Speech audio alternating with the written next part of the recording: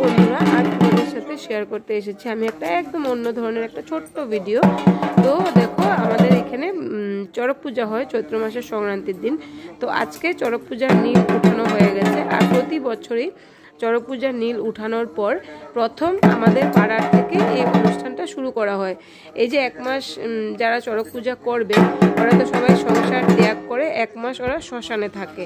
তারপরে এই যে সবার ঘরে ঘরে গিয়ে চড়ক পূজার এটা প্রচার করবে, চড়ক পূজার জিনিসটা শিব পার্বতী সাজিয়ে নিয়ে যাবে। তারপরে চড়ক পূজার মানুষগুলো যখন আসে তখন আমরা ওই জায়গাটা, আমাদের ঘরের একটা বাড়ির একটা জায়গা পরিষ্কার করে ওখানে প্রদীপ ধুনা ছুবা দেই। তারপর যা পারি আমরা অন্নদান একটা দেই, দক্ষিণা দেই, দিয়ে আমরা প্রণাম টনাম করি ওখানে। তারপরে যে ধুনা দেই এটা মন্ত্র করে করে ধুনাটা পুরানো হয়। তারপরে শিব পার্বতী এখানে নাচ করে একটু সময় পরে তারপরে চলে যায়। এইভাবে ওরা 1 মাস সবার বাড়ি বাড়ি ঘুরে যা পাবে, যে যা দেবে তা দিয়েই ওদের 1 মাস চলবে। তারপর হবে চৈত্র মাসের সংক্রান্তির দিন পুজো।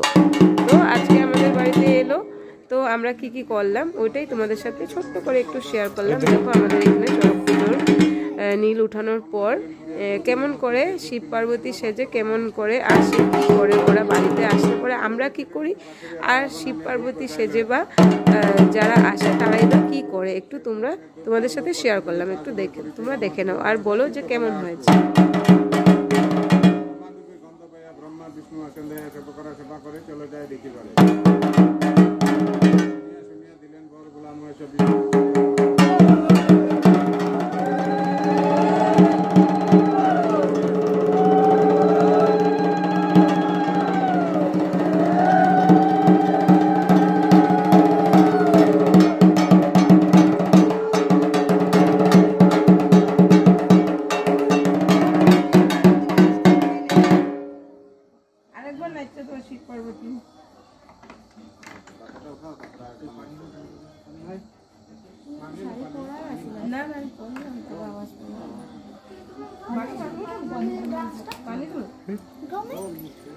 আরে উঠাইছিলাম তখন ভিডিওটা হয়নি, আমি কি করুন।